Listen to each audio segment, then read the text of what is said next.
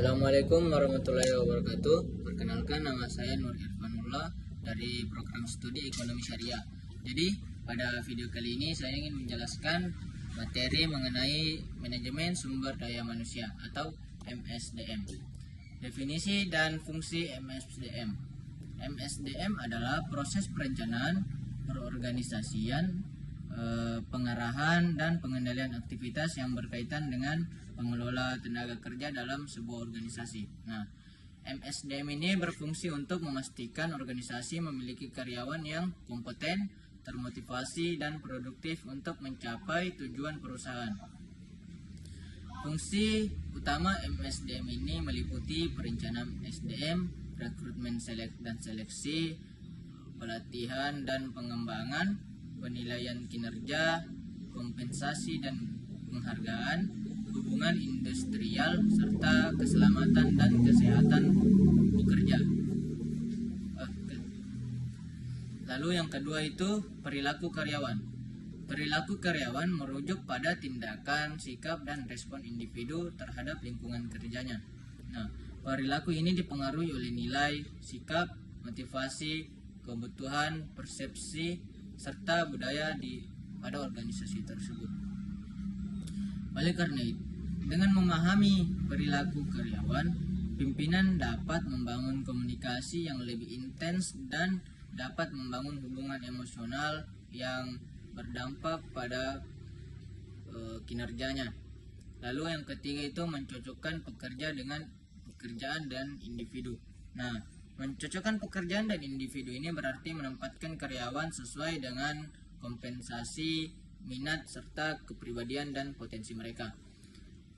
Lalu manfaat dari peningkatan kinerja pekerjaan dan individu ini bermanfaatnya untuk meningkatkan kinerja, mengurangi stres kerja, meningkatkan kepuasan, dan menurunkan turnover.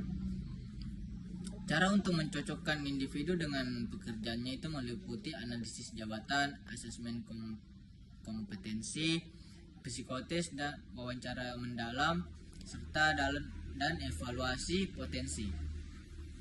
Lalu yang keempat, konsep dan teori motivasi dasar.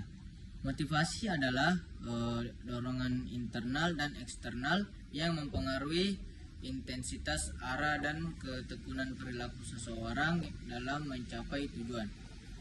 Teori motivasi dasar itu meliputi teori hierarki kebutuhan Maslow yang menjelaskan bahwa kebutuhan manusia itu tersusun dalam 5 tingkatan, yaitu yang pertama kebutuhan fisiologis, lalu keamanan, lalu sosial, penghargaan, lalu yang kelima itu aktualisasi diri.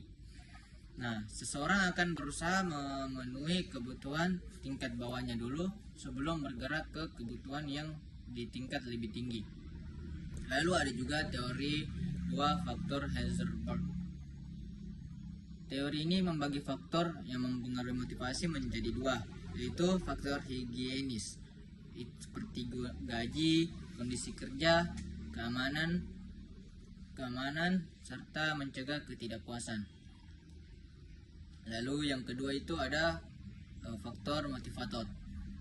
Itu meliputi pencapaian, pengakuan, tanggung jawab, dan meningkatkan motivasi dan kepuasan. Lalu ada juga teori X dan Y M. Seger. Nah, teori X beranggapan bahwa kecenderungan malas perlu diawasi dan tidak mengambil tanggung jawab. Lalu teori Y itu beranggapan karyawan kreatif, bertanggung jawab, dan mampu mengatur diri sendiri jika diberi kesempatan. Lalu teori kebutuhan M. Selen itu menyatakan motivasi dipengaruhi oleh 3 kebutuhan utama, yaitu need for achievement, lalu need for power, dan yang ketiga itu need for affiliation. Lalu teori ekuitas. Teori ini menekankan untuk pentingnya rasa keadilan dalam hubungan kerja. Karyawan membandingkan input usaha, waktu, dan keahlian dengan output gaji dan penghargaan. dibanding orang lain. Lalu ada juga teori harapan. Nah, teori ini menyatakan motivasi dipengaruhi oleh 3 hal, yaitu yang pertama ekstensi karya, yaitu keyakinan bahwa usaha menghasilkan kinerja. Lalu yang kedua itu instrumentality, yaitu keyakinan bahwa kinerja menghasilkan reward atau penghargaan. Lalu yang ketiga itu ada valence, yaitu nilai reward bagi individu. Nah, yang kelima itu meningkatkan motivasi karyawan.